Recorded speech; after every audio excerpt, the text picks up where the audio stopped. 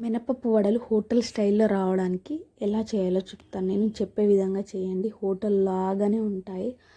ఇది 4 to 5 hours నానబెట్టుకొని మీకు ఎంత కావాలో అంత నానబెట్టుకున్నాక మిక్సీలో కానీ గ్రైండర్లో కానీ వేసేసుకోండి. మిక్సీలో అయితే కూల్ వాటర్ వేసేసుకొని గ్రైండర్ చేసుకొని అప్పుడు కొంచెం మెత్తగా అవుతుంది, ఒదుగు కూడా వస్తుంది. తర్వాతకి ఆయిల్ బాగా హీట్ అయ్యాక వేసుకోవడం అండి. ఒక్క క్లిప్ మిస్ అయిందండి. ఇందులో బియ్యం పిండి, సాల్ట్, జీలకర్ర వేసి కలిపాను. ఆ క్లిప్ అనేది మిక్స్ అయిపోయింది.